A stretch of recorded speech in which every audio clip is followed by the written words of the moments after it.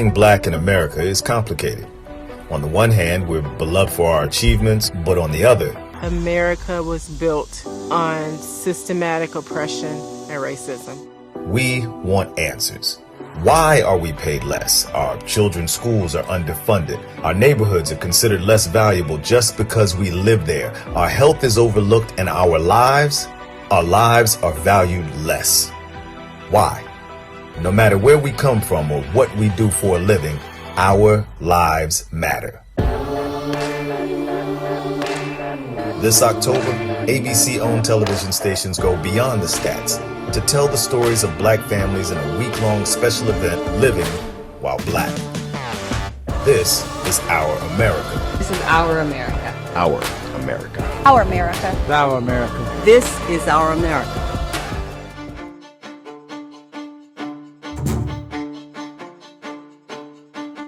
For months now, we here at ABC have wondered how to get our arms and hearts, our brains and souls around this moment. From the streets to the suburbs, from city blocks to tiny town squares, the pain has been real, sparked by a man on a Midwestern pavement, his life ebbing away over 8 minutes and 46 seconds, calling for his mother under a knee that would not move. Since then, Americans have reacted in hurt and horror, the taste of ash on our tongues, as yet another protest steps off, or video hits social media, or an election cleaves us further in two. You're the worst president America has ever had. Here we've been fascinated by a quiet refrain repeated by so many. I didn't know. Americans have upended the bestseller list, devouring books on race. Texts and emails have gone out across the racial transom with a simple plaintive plea. Can we talk? People have sat with their own past, recalling, sometimes with shame, choices made and things said before looking chastened into their children's faces. What are we teaching them and what are we leaving them? That is, unless of course you're black. In that case, the ugly and the deadly are familiar. But that's it, isn't it? I didn't know. What if we helped people know more, to look into the darker hued faces of their fellow Americans and really see? What if people could see the hidden history, the decisions that make being black in America harder, and understand this is more than just the end result of choice and accident? And finally, what if people knew they were powerful, that impotence or ragged rank fear were not their only options? For this project to have the greatest heft, I knew it needed to be pinned to facts, to history. But where to begin? Do I start with 20 enslaved souls on the White Lion in 1619? What about Reconstruction and Jim Crow? Then I realized that perhaps the most powerful place to start was in more current times, with policies we all know, like Social Security. It was crafted to protect the American elderly from poverty. But what most of us don't know is that the bill purposely excluded agrarian workers and domestics. In other words, black people. Now I know why. My grandpa Felix and my grandma Maggie, my grandpa Eldridge and my grandma Josephine all went to their graves destitute, relying on their children, even as they rubbed their arthritic hands, warped by lifetimes of menial labor, till the end. Then there was the GI Bill, with low-interest home loans and scholarships that sent a generation soaring into the middle class.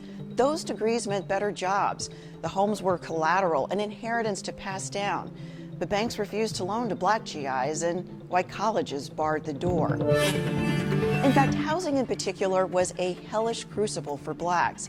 The Federal Housing Authority underwrote mortgages for whites, but excluded blacks. So whites could seize a suburban dream with a percentage down, but blacks had to save it up entirely or turn to loan sharks, all for shabbier, smaller homes and lesser services, often on polluted, toxic land.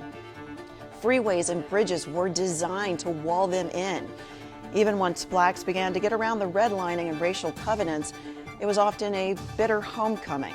White mobs on their lawns, cursing, heaving bricks, and threatening more violence. So I guess I should consider myself lucky. My parents were among the first blacks to buy in Riverside Terrace in Houston. We faced no nastiness. Instead, we just watched the quiet exodus of white neighbors who ran from us, scared of people like my dad, a banker, and my mother, a stay-at-home mom. All of this, not a trick of fate, is why those people live on that side of town.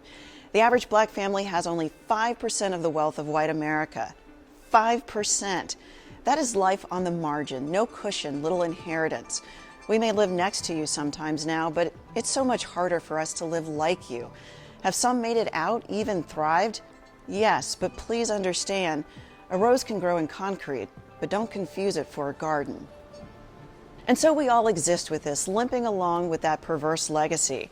The stories you see here are meant to show you what that has meant and where it has left us. They're pieces that will show you the hardship. They're pieces that will show you the endurance. There's black strife, but there's also black joy. And here's the thing, we don't have to stay here. We get to make choices too. We can be the person in the office who asks why on those loans and mortgages. We can ask Chief Acevedo of Houston and others like him to help us remake our police departments into something better for the force and the community alike. We can insist that there be regulations and training so all pregnant mothers get the same concern no matter what side of town. We can tell a child, even one in limited circumstances, he has limitless potential and build a world where that is true.